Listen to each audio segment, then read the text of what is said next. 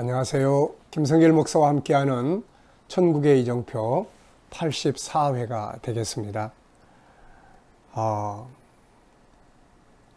지난 시간에는 우리가 마지막 때를 살펴볼 수 있는 몇 가지의 주제를 우리가 살펴봤습니다. 혹시 기억나십니까? 과학적인 징조, 또 인간성의 종말, 그리고 환경적인 징조, 또 영적인 징조, 역사와 정치적 징조, 그리고 마지막 복음 전파의 징조, 6가지를 우리가 살펴봤습니다. 자, 이 시간에는 그 중에서 가장 중요한 것이 바로 역사적 징조예요. 역사적 징조. 역사. 정치적이라고도 할 수 있죠.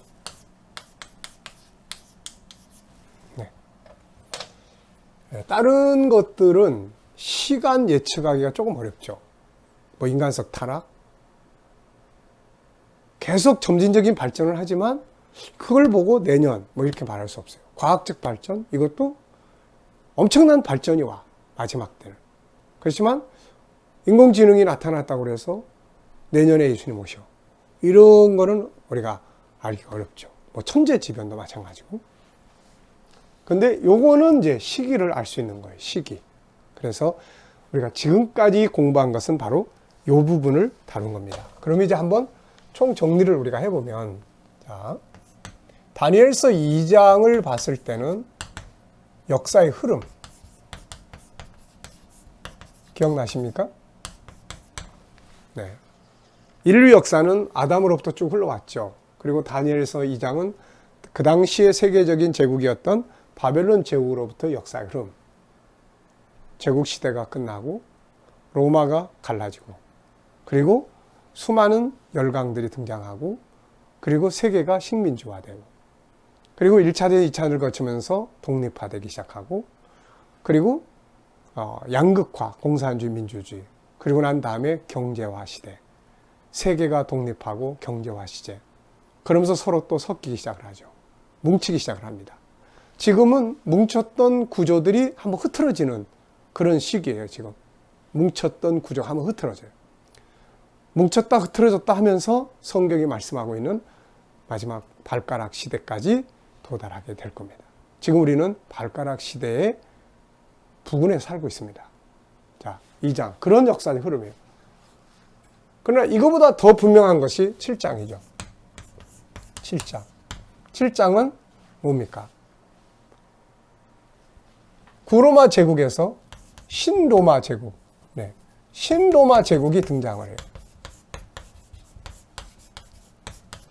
10개의 나라의 연합체. 요거 보면은 지금이 어느 때인지 알 수 있죠. 우리 지금 어느 시대입니까?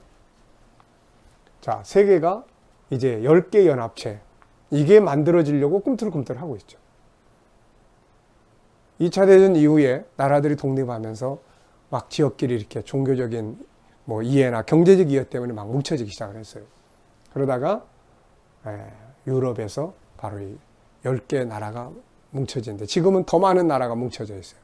이게 지금 흔들거리고 있어요. 이게 흩어져서 흔들거려서 해체되고 어느 시점이 되면 이렇게 나올 겁니다. 지금 우리는 이런 상황을 보고 있는 거예요. 이게 2차 대전 이전까지만 해도 이런 거는 미래, 먼 미래, 언제 나타날지, 만약 그때 성경 공부했으면은 이런 일이 앞으로 일어날 겁니다. 근데 지금 우리는 이런 일을 이미 보고 있는 시대예요. 다만 아직은 아니지만 그리 가고 있다. 신로마 제국이 등장하고 있는 거예요, 지금. 단지 지금 덩어리가 너무 커. 이게 앞으로 여러 가지 과정들을 거치면서 다시 해체되고 묶이면서 일이 갈 겁니다. 자, 그 다음에 7장이죠. 그 다음에 이제 9장입니다. 9장. 8장은 구약의 마지막 때니까 넘어가고요. 9장은 뭐예요? 자, 예루살렘 성전이 건축이 돼야 된다. 이게 건축이 되려면 먼저 그 나라가, 그 백성이 돌아와야 된다. 이스라엘 백성들이 돌아와야 된다. 이게 지금 이루어진 거예요. 1948년 5월 14일 날. 벌써 지금 60년도 넘어선 거예요. 70년 넘어선. 성전 건축을 위해서는 그 백성이 돌아와야 된다. 2000년 만에 돌아온 거예요. 이 이전에는 아마 우리가 그때 당시에 이 이전의 예언서를 공부한다면은 앞으로 이스라엘이 그 땅에 반드시 돌아올 거다. 이걸 외쳤을 거예요. 근데 지금 우리 시대는 이미 그들이 그 땅에 돌아온 지 벌써 이렇게 70년이 지난 시점에서 우리는 지금 살고 있어요. 그러니까 다니엘서 2장에서 말씀하고 있는 마지막 때는 이게 마지막 무대라면 이 앞에 있는 거예요. 이 앞에. 무대로 직접 지금 들어가지는 않았지만은 앞에 있는 거예요. 앞에. 자, 네 번째는 10장, 11장, 12장의 예언이죠. 큰 전쟁. 이게 이루어지려면 뭐가 돼야 돼요? 첫째, 이스라엘이 돌아와야 돼요. 왜냐하면 남방 대표적인 세력이 이스라엘이니까. 그리고 세계가 사분화돼야 돼요. 네. 남방, 북방, 서방, 동방.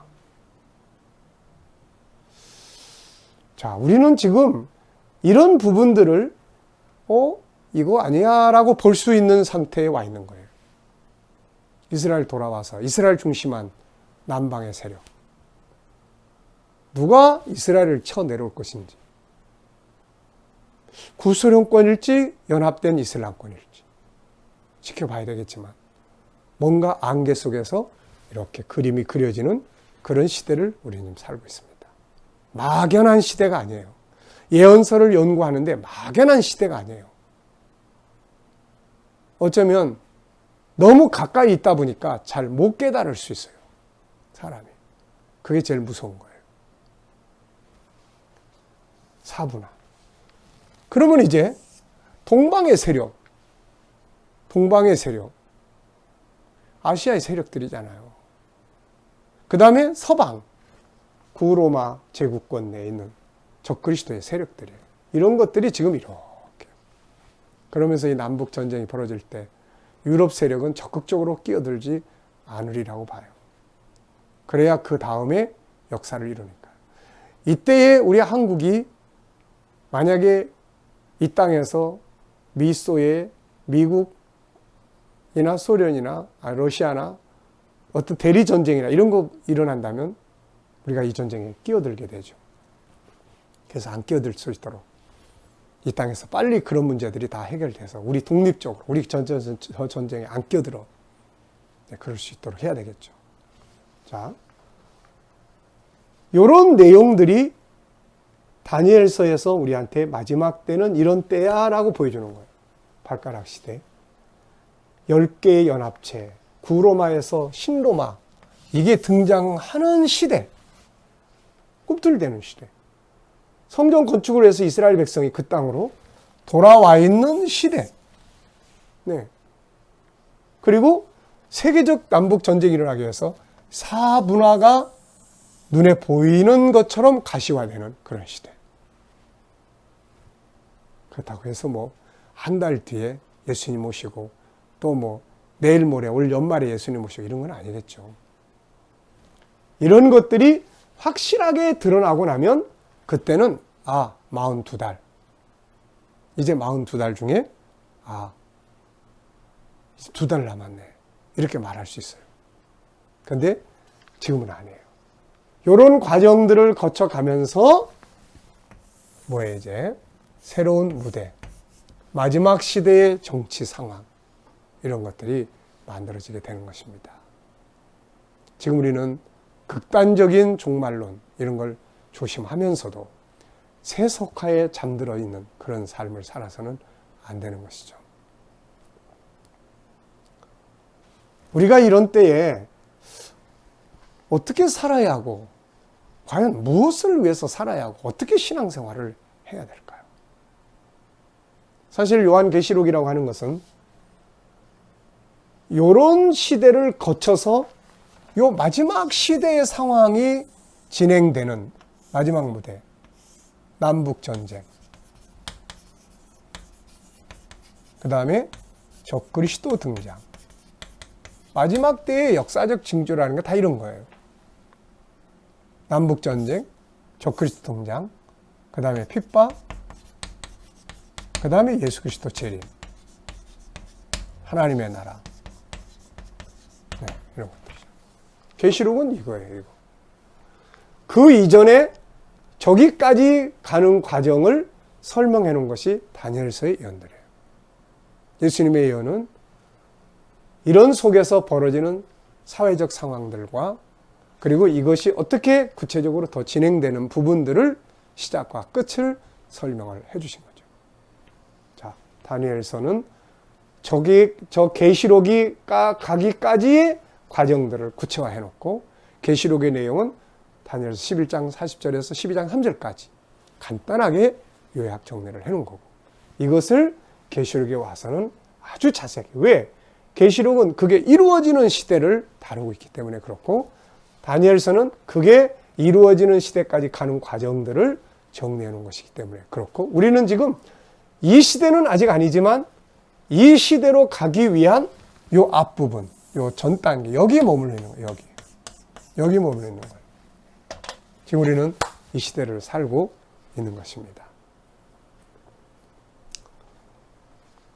우리가 천국의 이정표, 종말론 그러면 막 이것저것 복잡하게 많은 이야기들이 나와요. 그런데 사실 알고 보면 마지막 때는 남북전쟁, 그리고 적그리스도 등장. 그때가 될 때까지 이스라엘의 독립, 예루살렘 회복, 세계 사분화, 그리고 구로마 제국에서 신로마 제국권이 등장하는 유럽 통합운동, 이런 것들이 꿈틀대고 있는 요 현장을 우리는 지금 보고 있습니다. 다음 시대가 우리의 시대가 될지, 우리 자녀의 시대가 될지 모르지만, 그렇다고 해서 시대가 그렇게 멀리 있는 것만은 아닙니다. 역사는 창세기 1장에서부터 시작해 왔으니 얼마나 긴 세월이 지났어요. 이제는 요한계시록 문 앞에 우리가 서 있습니다. 자, 다음 시간에 이제 마지막으로 이런 이야기를 함께 하면서 마치고 싶어요.